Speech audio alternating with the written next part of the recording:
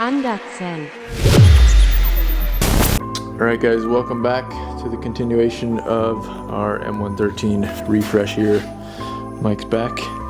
I have been trying different methods this morning of getting the gasket off of both oil pans. There's a lot to get off, and my rubber wheel was doing the job, but these are kind of like, they're not like a flat perfect surface. It kind of like concaves on both sides, so this would work great if they were just perfectly flat, but it was being annoying with the way it's designed. So I just picked up the Permatex gasket remover, this stuff, and hopefully it'll do something. Mike was pointing out all the things about the engine that he noticed, because he knows a lot more about engines than I do. So cool things you were pointing out were main cap stuff, how they were cross bolted, so they're here and from the sides. And then we're also looking at just all the cool little like removal of weight, and then Mike also noticed that adding weight to balance the crankshaft and all the other tiny little things. But right now I'm gonna get the oil pump off so I can take care of the O-ring, and that way pretty much done with this, and then whenever we can get those gaskets prepped, we can throw those back on. I made the decision finally on front cover. I am not going to go for it just because so much more time and rabbit holes to go down. And the last kind of final straw, my decision was, I was talking with tech buddy of mine, shout out to Ian, and he told me that removing the front cover also kind of risks the head gaskets, because, well, the front part of the head gaskets, because they do make contact on them. So I just don't feel like it's worth going down that road right now. If it ever fails, those two cover O-rings ever fail, then we can tackle it. But, you know, I just think it's too much to go down that right now. So, just going to focus on getting this sealed back up. I will show you guys the progress as we go.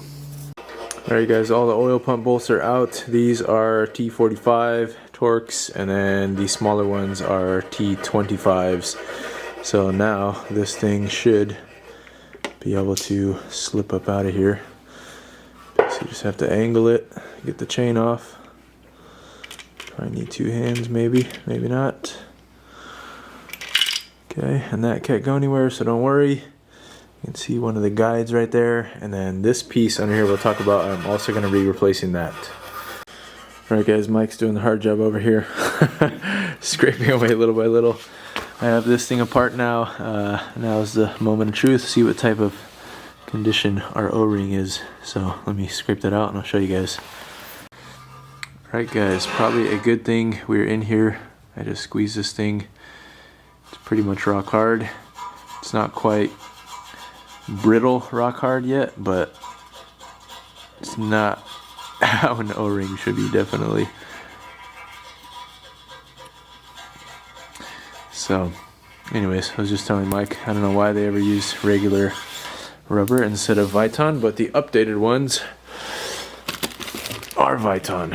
So, we will put these in as a replacement. Thank you, Auto Houses, for getting these to me on time. These are factory ones. I ordered 3 of them just so I have for the other cars on hand in the future. But, I don't know. I guess this makes part of this worth it. So we're changing this O-ring. Nice peace of mind. Alright guys, new oil pump O-ring is in. I almost forgot, I gotta replace this piece right here, which I'll show you guys. It's like a breather something. I can't remember what the official name for it is, but it lives right underneath the oil pump. I don't know where this feeds to exactly, but anyways, some type of breather. I'll show you guys apart here in a second. Sorry I didn't show you guys putting the O-ring on, but you guys saw what it looked like as the old one was out. I just cleaned inside of there really well and then oiled up the new O-ring, slipped it on the tube first, and then popped the tube in here. You kind of have to puzzle it to get it around this corner over here. So start it at an angle, and then once you kind of get it in place, then you can start to turn and pop it in all the way. You'll feel it clunk down all the way in. So yeah, the next part is this right here. So what do they call this thing? Pressure relief valve. So this is just basically rubber grommeted into that spot right here. It's filled with oil, so it looks different than it actually is. So I'm gonna try to grab this thing out with a screwdriver real quick. All right, you guys, old one is out. This rubber seal is definitely pretty tired, but I just used a little screwdriver, pried it up, came out super easy. So I'll oil up the new one and put it in. You can see this basically has a little spring inside of it. So not sure exactly how it operates, but some type of pressure relief, and where that goes to, I don't know. All right, you guys, we're figuring out what it takes to fit the E55 W211 upper pan onto the C55 here. We notched out basically this section right here, little L, and then took a little triangle out right here. We're gonna grind a tiny bit more off there and just file everything, make sure everything's smooth. But that's all it took to fit over here.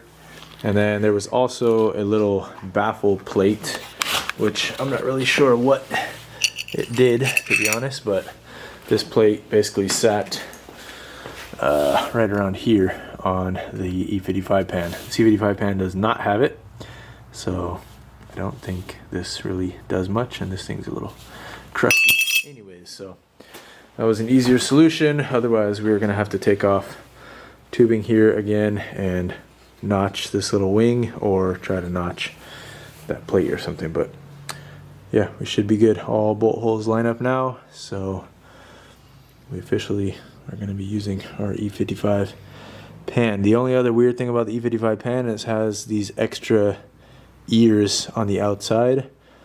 I don't really know what that is for, but they're not going to do anything or hurt anything in this case, so just gonna have some extra bolt holes. All right, guys, what is going on? Later on in the night, and it is time to get at least our upper pan on right now. Before I do that, I need to torque these down. I don't have the official torque specs. Well, I know these are, I think, around 8 Newton meters. I just tightened them down. I did put Loctite on these smaller ones, and then these bigger ones, basically just good and tight, try to get them close to what they felt like coming off. And I will put a little bit of Loctite on those as well. After that, just do our final kind of clean pass on all the surface with some acetone. I took a shower with our oil pans. First time doing that, it was a bit weird, but hey, gotta do what I gotta do. I just did not feel like cleaning these out in the cold right now, so yeah, showered with them and tried to get them as best as I could. I think this one, I don't know, I was debating. I might shoot it with a little aluminum blast, but maybe not. I don't know if it's even worth it. It looks fine the way it is, so I don't know. We'll see what I end up doing. But my plan is, it's, what is it, Saturday night right now, and I'm hoping if I can get this on tonight, let it cure overnight, just to be sure. Then tomorrow morning I can put this one on and let it do its thing for a little while too before we get the motor put back in. So I'm gonna go ahead and get busy here. Basically just acetone wipe, get everything prepped, and get our final steps ready to get our silicone on. I am using, wherever I put it, all right, it was hiding from me, but anyways, I am using the Right Stuff 90-minute gasket maker in black stuff from Permatex. I love this stuff. I use it on pretty much everything that I can. Gray or black, I don't know if it really matters between colors, but I just went black since that's the factory color they used. And the 90-minute one, I like it because the consistency is a little closer to the factory stuff. I love just Ultra gasket maker. That stuff's great, but I feel like it takes a long time to actually set up, and the consistency is a little more on the runny side. So I like this, a little more solid and dries up faster. So my plan is basically set down an initial bead, and then I'll wipe it basically flat with my finger, and I'm gonna do that on this side, a thin side, and then another thin layer on the main. Alright guys, camera cut off, but anyways, I was saying I like to use that gasket maker because it's pretty close to OEM stuff, and it's just my preference. So I'm gonna go ahead and do my last final prep here, do my torque on these things good and tight, and get on my way. So I'll hook you guys up on the tripod and see what kind of progress we can make.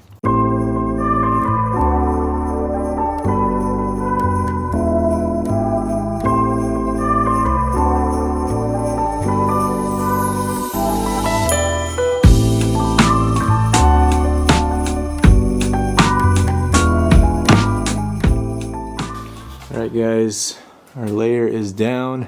Honestly, I could probably just throw it on as is, but I'm gonna put a thin layer on the upper pan as well, just to guarantee things here. So go ahead and do so, and then start zipping down our bolts.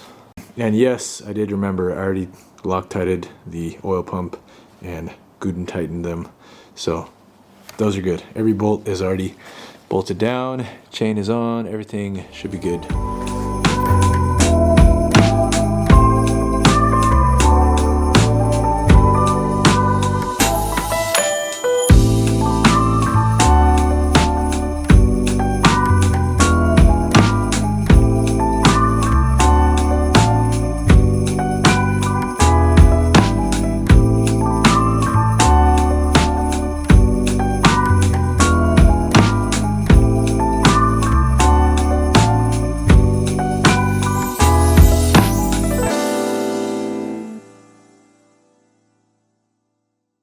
Alright you guys, I just got those all hand tightened basically.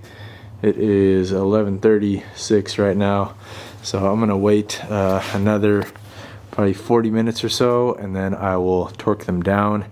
I don't have a torque spec for them right now. I can go look, but otherwise I was just gonna zip them down with the Impact's level of torque. My impact gun is not very strong, so it should be, I don't know, 10 foot-pounds or so.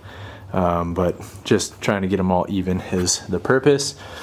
You can see a little bit of ooze out, but not too much, so that's what we like to see. A nice consistent bead pretty much all the way around. So yeah, I'll let this set up for a little while, and then we'll be back to torque it down. Alright you guys, it's been about 40 minutes since I've gone inside and waited for this to set up a bit. Looks like torque specs from looking at all data are 9 Newton meters for all the M6 bolts, and then 20 Newton meters for the M8 bolts. So that's about 75 inch-pounds, which is most likely what we're going to be using for that low of a spec. So I'm going to go ahead and take care of this now. Alright guys, 75 inch-pounds, and I'm basically just going to go around and evenly tighten these up.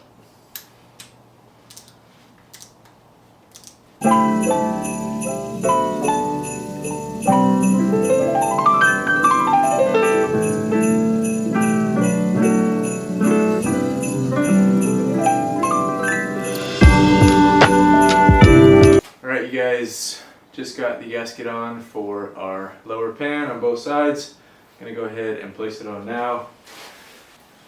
Okay, last check for everything. Everything is torqued. Should be good. Trying to double check before we go for it. Should be good. Okay. Set this down into place.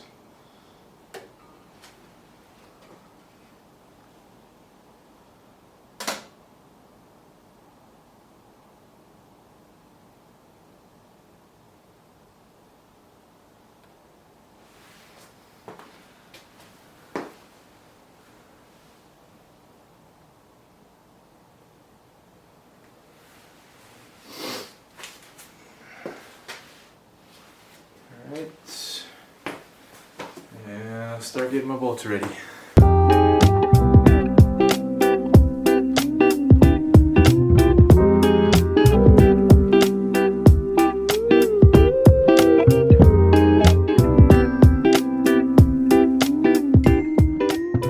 Alright guys, well, we have a complete engine again.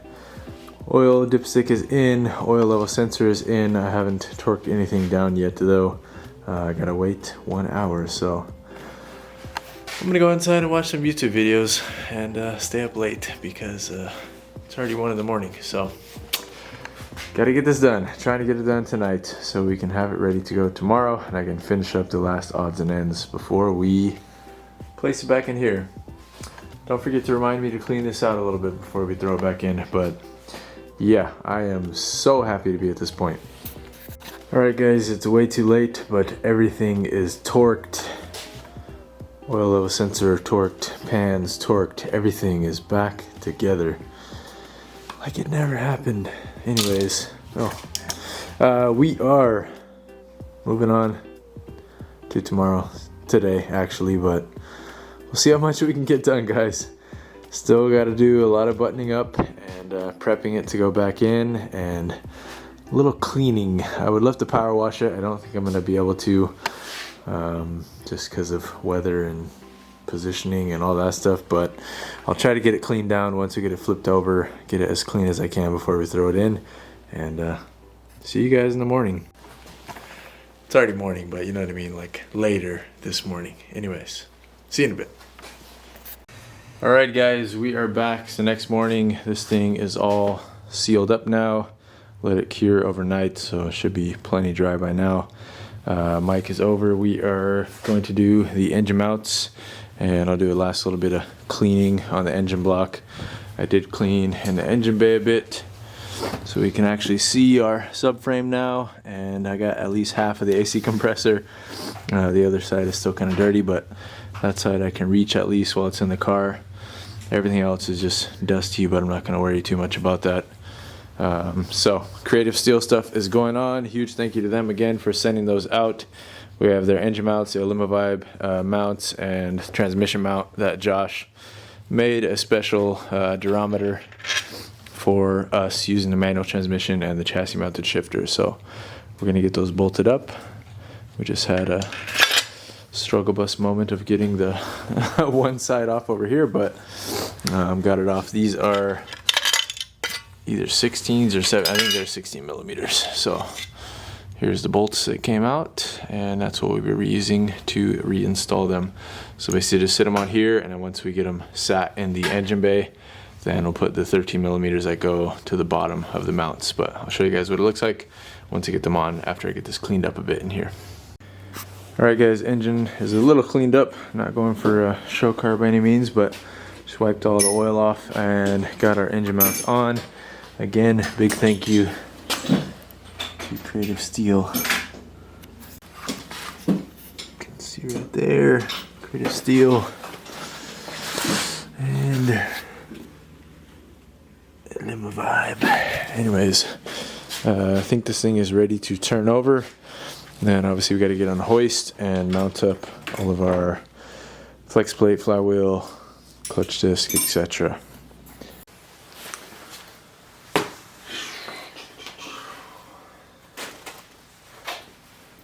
Which way do you want to go? This way. There's anything that I can get a hold of. Let's see how we get close. Not bad so far.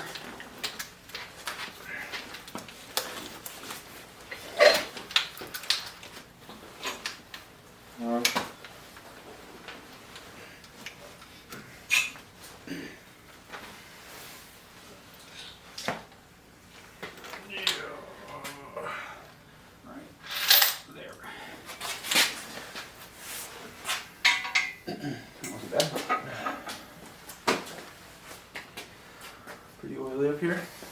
Huh? Pretty oily. Yeah, a little bit. Terrible. Been upside down for a couple of weeks. Yeah.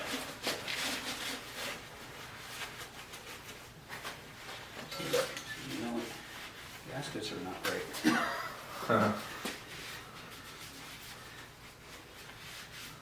Oh, my poor new valve covers. Let's see.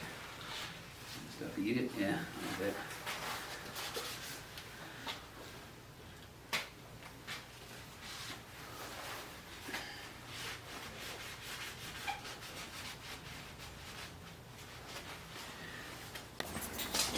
Alright guys, memory card crisis, but we are putting this thing back on the hoist so we can put our flywheel and everything on and get it prepped to drop back in gracefully.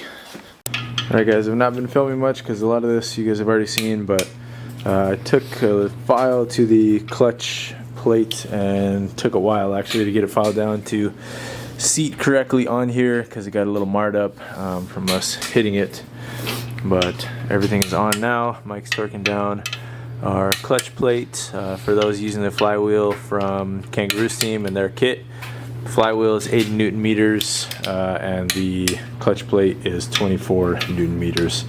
So it's 60 foot-pounds and about 17, 18 foot-pounds for the clutch plate. So that is good. Also, I don't think I showed you guys, but I ordered this tool. This is from Kaiser, and it's a metal 26 spline tool. LS ones use the same thing, GM, so this is a common size actually. That's easy to find, so 26 spline tool is what you want. So, alrighty, I think we are ready for liftoff. What do you think? I think it's, yeah.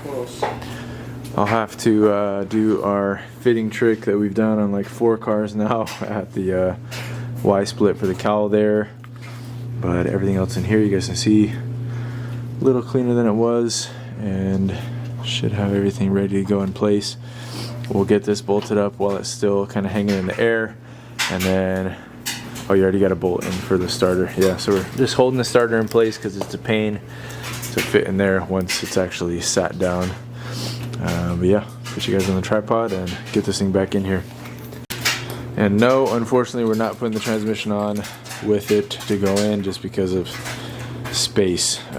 If we could go from the front, we definitely could, but not gonna happen. So gonna have to make amends with my mistake and face it and do it correctly the second time around.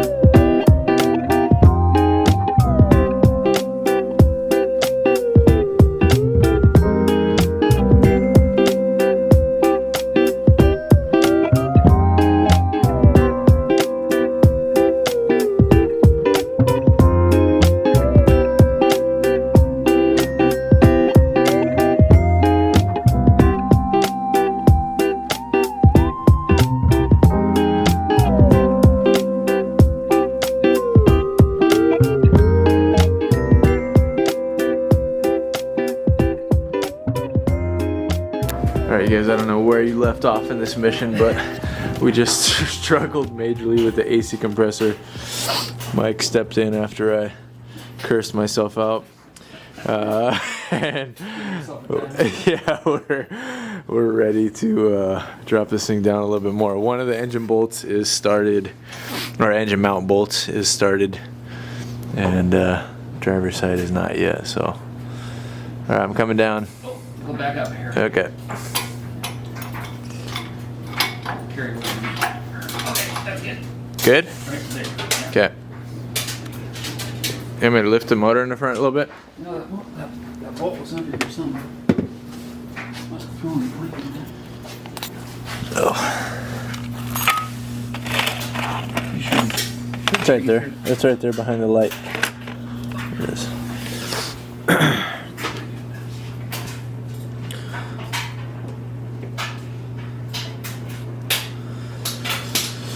Alright, other things are taken care of. I got the power steering lines back on, ground back on. We didn't securely route the starter wiring yet, just figuring out where it's going to go. All of this will go back in its place when it's time, but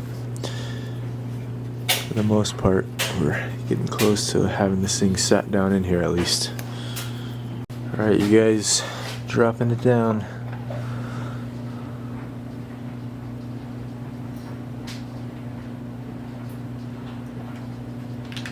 Okay.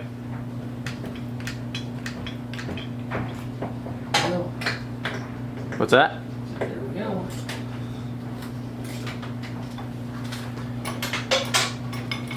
Just like that. Nothing ever happened. Nothing. It's never happened. Okay, it did happen.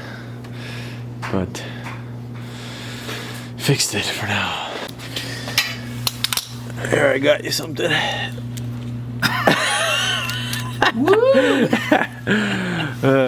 Actually, Creative Steel got that for you. Alright guys, well, we're pretty much out of time right now. It's literally Christmas Eve, so I'm breaking the rules. Working on the car on Christmas Eve. Yeah, breaking the rules. Yeah. And I think that's where we're going to leave it. Only a couple weeks. So, yeah, it's sat in here and I just got to button everything up. So, I will catch you guys on the next part of this adventure, whatever that is. Get you guys up to speed once we can finish up the rest of it. It's quite a bit. I still got to get the pedals in and basically start back up on the series for the manual swap, because I was on like episode 2, supposed to be 3, and then everything came to a screeching halt. So now I got to jump back in and get you guys up to speed wherever we're at. So thank you guys. Thanks to Mike. See you on the next one. Peace.